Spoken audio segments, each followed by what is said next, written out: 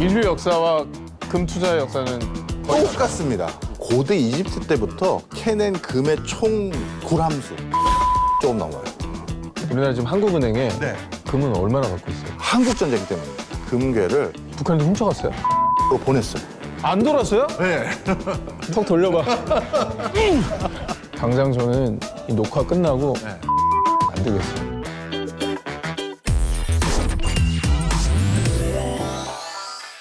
안녕하세요. 돈톡한 사이의 오선진. 박정호입니다. 보고 있어도 보고 싶은, 보고 싶어도 보고 싶은. 오늘은 정말 우리가 사랑하는 금 얘기를 해주신다면서요? 맞습니다. 요즘 워낙 물가 높아지고 있다 보니 새로운 투자에 대안이 필요한 거 아니야? 라고 하시면서 많은 분들이 금 투자에 대해서 관심이 많이 있는데요. 네네. 오늘 그래서 금의 A부터 Z까지를 말씀드려 보려고 합니다. 아니 근데 살려고 좀 알아보면 아니 너무 비싸고 사실 직접 사면은 이미 손해를 보고 시작하는 경우도 많더라고요. 아니 어디서 주로 금을 사셨길래? 종로삼가. 종무삼가 돌반지 팔고 그랬더니 예, 세공비 빠져. 그다음에 이제 살 때 팔 때 가격 달라. 요즘은 그렇지 않습니다. 아, 왜 안 그래요? 예. 금을 사서 금고에 넣어놓으면 되는 거 아니에요? 아닙니다. 아니에요? 금 투자 방법은 크게 세 가지가 있어요. 첫 번째, 금리빨. 그게 이제 외정 때 하는 투자 방법이고 외정이 뭡니까? 예, 일제강점기. 일제강점기 때. 일제강점기. 자, 요즘은 실물 금을 사시겠다라고 하면 금발을 사죠. 네. 금괴의 스몰 버전인 거죠? 네, 맞습니다. 이렇게 카드 형태로 납작한 것도 있고 조금 뭐 그거보다 두툼한 것도 있고 하는데 우리 아마 거리 지나다니다 보면 금 거래소라고 적혀져 있는 간판 보신 적 있으실 거예요. 본 적 있어요. 네, 바로 그 금 거래소에서 이렇게 금발을 팝니다. 네. 아, 그러니까 금 거래소라는 게 나는 주식시장 같은 데인 줄 알았어요. 아닙니다. 예. 자, 그런데 여기서 주의하실 게 있어요. 골드 바는 물건을 사는 거잖아요. 네. 그러다 보니까 부가세가 붙어요. 1,000만 원어치 산다라고 하면 1,100만 원을 내야죠. 그다음 두 번째입니다. 금 통장을 개설하는 거예요. 통장? 네. 그러면은 내가 거기 계좌를 넣어놓으면 금으로 해서 몇 그램 이렇게 표시돼요? 통장에 찍히는 게. 맞습니다. 아, 그래요? 예. 그런 게 있어요? 오! 그러니까 일제 강점기 시절의 투자 방법을 버리시라고요. 이자도 많이 주나요? 이자라기보다는 여윳돈이 생길 때마다 돈을 넣잖아요. 예를 들어서 정리식 펀드처럼. 예. 그때 시세로 몇 그램을 산 건지 계산해 줘요. 신기하네. 그럼 나중에 그거를 팔 때는 팔 때 시세로? 맞습니다. 그러니까 시세표를 보고 지금 금 시세 많이 올랐으니까 지금 금 통장에 있는 금들을 매각해야겠다 하면 되는 거예요. 수수료 많이 붙나요? 여기에서 중요한 질문 해주셨는데 소득세가 붙어요. 15.4%인가 뭐 그렇죠? 아, 이거는 금융상품으로 분류가 되고 그렇죠. 주식이랑 다르네요. 주식이랑 다른 겁니다. 주식은 얼마 이하로 벌면은 거긴 세금 없죠. 안 물잖아요. 네. 금 투자의 마지막 세 번째. 에헤. 방금 말씀하셨던 것처럼 주식 투자처럼 금에 투자하는 방법이 있어요. 금리빨 아니에요? 아닙니다. 금 시세를 사는 겁니다. 좀 어렵죠? 아니에요. 예. 이해하셨어요? 아니, 금 이빨 파친다는 분. 저를 뭘로 보시는 겁니까? 인덱스 펀드. 그 비슷한 건데 KRX라고 해서 한국 거래소에 가보시면 금 시세표가 있어요. 그 금 시세에 내가 베팅하는 겁니다. 아, 금 시세에 직접 투자를 하는 거구나. 그래서 금 시세와 연동되는 주식을 산 거다 이렇게 보시면 되고요. 이건 주식을 샀으니까 당연히 세금이 없네. 없어요.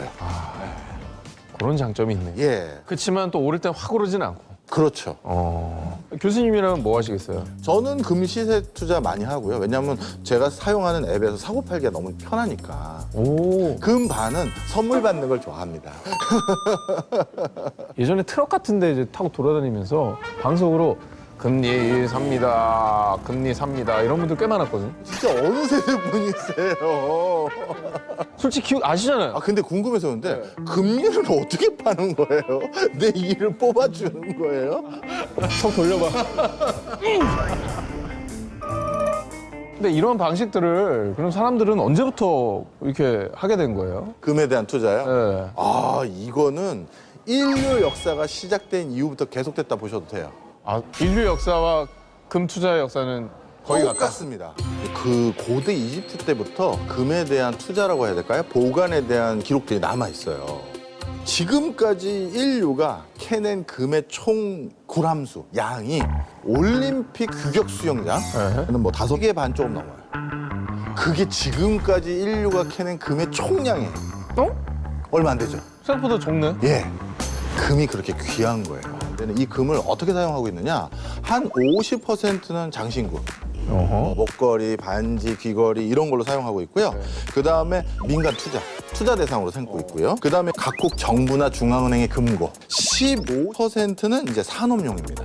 우리 막 노트북에도 금 붙어 있고 뭐 금 이빨도 산업용이라고 봐야 돼요. 일식집에도 가끔 나오더라고요. 아, 금 이거 뿌려주는 거. 그거부터 먹잖아. 그거부터 참치에 붙어 있더라고. 네. 그럼 내 뱃속에는 0.0001g 들어있겠네. 그 정도 될 수 있겠죠. 반가운 소식이네요. 그런데 얼마나 귀하면 진짜 해적선에서 금 싣고 가다가 바다 밑에 떨어질 수도 있고 뭐 어떤 건지 모르겠지만 그 위치와 누가 가지고 있고 어디에서 사용하는지를 2% 빼고는 다 알고 있고요. 그래서 루피가 그렇게 열심히 30년 동안 찾아다니고 있잖아요. 그런데 이제 여기서 제가 오늘 재밌어 하실 것 같아서 하나 재밌는 깨알 상식 하나 가져왔어요. 오, 좋습니다, 이런 거. 전 세계에서 금 매장량이 가장 많은 나라 어디일까요? 말하지 마요. 우리에게 멀지 않습니다. 멀지 않아요? 금산, 충남 금산. 신라, 경주. 금관총. 뭐 이렇게 순국 선열다운 생각 좋고요. 자, 일본의 도시에 전 세계 매장량의 최고 가는 금들이 있습니다. 뭐야, 어디에? 아까 원피스 거기? 원피스 거기 말고요. 그럼 어디요? 바로 일본 도시에 있는 각종 가전제품에 붙어 있어요. 이해 좀 되세요? 왜요? 이거를 도시 광산업이라고 요즘 부르거든요. 우리가 이미 엄청나게 많은 금을 캐놨잖아요. 네. 그 캐논 금들이 어딨나 봤더니 이 휴대폰에 일부 붙어 있고 카메라 일부 붙어 있는 거예요. 그래서 이걸 모아다가 사금 모으듯이 그렇죠. 개울에서 이거 광주리 차듯이 맞아요. 그래서 이런 가전제품을 모아서 그 안에 있는 금을 다시 추출해가지고 그걸 다시 활용하려고 계산을 해봤더니만 중남미 국가 전역이 가지고 있는 금 매장량보다 더 많고요. 남아공보다 더 많아요. 야, 그거 뭐 어디 가면 다 쓰레기 매립지에 묻혀 있을 거 아니에요. 일단 공기기를 사면 원래 이거를 어디다 보내냐면 중남미나 아프리카로 다 수출해요. 중고폰으로. 그치. 가끔 러시아 가면 288번 버스 돌아다니는 거 그러잖아요. 맞아요. 아, 예, 그거예요, 그거. 그런데 그러면 안 된다는 거죠. 이 안에 있는 금속이 우리가 받은 8만 원의 가치보다 훨씬 더 귀하거든요. 그러니까 그거를 공기계로 떠리로 팔아서 다시 외국으로 보내는 건 사실 국가 차원에서 수지 타산이 안 맞는 거예요. 그걸 나라 차원에서 회수하는 것도 좀 필요하겠다. 그래서 일본은 도시 광산업과 관련된 걸 진흥하기 위한 법률을 만들었어요. 일본 애들은 벌써 했어요? 네. 실수 없지. 우리도 만들어야 돼. 뭐라도 해야죠. 그러니까 우리나라 뭐 지금 강원도에서 금광 캐봤자 얼마나 나오냐 이렇게 생각할 게 아니라 이미 사온 금을 잘 다시 활용하도록 한다면 그게 중요하다. 그러면은 우리나라 지금 한국은행에 네. 금은 얼마나 갖고 있어요? 아, 이것도 또 재밌는 에피소드가 하나 있습니다. 우리나라 한국은행은 여타 국가보다 금이 더 적어요. 그 이유가 있는 게 IMF 때 IMF 때가 아니라 한국 전쟁 때문입니다. 북한에서 훔쳐갔어요? 아닙니다. 북한에서 이제 남침을 해서 내려왔잖아요. 네. 그러니까 서울에 있는 한국은행 안에 있는 금고에 그 금괴 들고 갔어요. 들고 가야지. 어디까지 들고 갔느냐? 부산까지 갔어요. 정세가 어땠냐면 이러다가 부산마저도 함락될 수 있다 이런 소리 있어요. 그러면 어떡해? 그래서 어떻게 했느냐? 그때 부산까지 가져갔던 금괴를 미국의 샌프란시스코로 보냈어요. 그 자리 돌아왔어요? 안 돌아왔죠. 안 돌았어요? 네. 미국 애들이 안 돌려주고 있어? 아니 그게 아니라 운송비가 더 드는 거잖아요. 그러다 보니 어차피 그쪽에 있는 금괴 우리 건 거 다 아는 거고. 장부상 우리 거는. 그렇죠. 위치는 거기 있다고요? 깜짝이야. 그래서 물리적으로 일정 부분이 외국에 가 있다 이런 얘기예요. 자, 좋아요. 그러면 이제 금 투자의 방식과 그리고 금의 역사 그리고 사람들이 얼마나 금을 좋아하는지에 대해서 말씀을 해주셨는데 어떻게 보십니까? 이 금 투자 전망. 우리는 금에 좀 관심을 가져야 될 때라고 보십니까? 자, 정답은 관심을 가져야 하긴 하지만 몰빵은 절대 안 된다예요. 왜? 금은 우리가 알고 있는 통념하고 전혀 다릅니다. 왜요? 인플레이션 시절보다 디플레이션 시절에 훨씬 더 수익률이 좋아요. 어허? 이상하죠? 왜? 포털 사이트에 금 시세라고 치시면 최근 3개월 동안 인플레이션 쫙쫙 올라갔잖아요. 네. 최근 3개월 동안 금 시세 쭉 떨어졌습니다. 어? 생각과 다르죠? 인플레이션이라 해서 야야 너무 불안해 금으로 가자 이건 아니구나. 예. 자, 그럼 궁금하시지 않으세요? 인플레이션 시기에 왜 금이 오히려 가격이 떨어지느냐? 왜 떨어져요? 금도 누군가가 캐서 파는 거잖아요. 그렇지. 자, 그런데 그걸 캐는 사람들 입장에서는 인플레이션 시절에 금에 대해서 적극적으로 채굴을 해서 팔기가 주저되는 요소가 많아요. 어허. 왜냐하면 금을 캐는데도 돈이 들죠. 인건비 들고 기름값 들고 여러 가지 자재비 든단 말이에요. 그렇죠. 그런데 인플레이션 시절에는 이런 것들의 가격이 다 오르다 보니까 자기가 금을 많이 생산한다라고 해서 그것에 대해서 충분한 마진율을 확보한다라는 보장이 없어요. 수지가 안 맞는 거. 그렇죠. 채광에서 판매하기 위한 적극적인 마케팅 세일즈를 오히려 안 합니다. 공급이 꽉 막히네. 근데. 공급이 막히면 근데 가격이 오르는 거 아니야? 그런데 공급이 막혔을 때 원래 가격이 올라야 되는데 인플레이션 시절이 지금과 같이 경기 침체가 같이 오면 금을 살려는 산업적인 수요나 장신구 수요도 많이 줄잖아요. 그렇지. 이렇게 힘든데 목걸이, 귀걸이 반지 안 살 거 아니야? 안 사죠. 그런데 최근 10년 들어서 금 시세를 쳐보시면 어떻게 되느냐? 쭉 올라갔어요. 아, 느리게 가는구나. 맞습니다. 금은 묵직해요. 변동성이 없다. 이게 제일 중요해요. 인플레이션 때 금으로 큰 수익을 봤어요는 아니지만 적어도 내 재산 가치가 유실되는 걸 막을 수 있는 게 금이라는 걸 쉽게 확인하는 통계를 하나 가져왔는데요. 원래 미국 달러와 금은 같이 움직였죠. 옛날에. 브레턴 우드 체제가 닉슨이 발표하지 않았어? 맞습니다. 예. 제가 아는 게 의외로 되게 많아요. 박사님 앞이라 제가 쭈구리처럼 있지만 왜 이러세요? 이 정도는 알고 있습니다. 근데 이게 깨졌던 게 1971년도인데요. 그때 다 주식이 폭락할 거라 그랬는데 주식이 떡상했죠. 맞습니다. 이게 또 진짜 세상 일을 모르고 몰라요. 맞아요. 그래서 71년도 이후부터 금과 달러의 가치가 따로따로 놀기 시작했는데 그러면 그 뒤에 어떻게 됐느냐.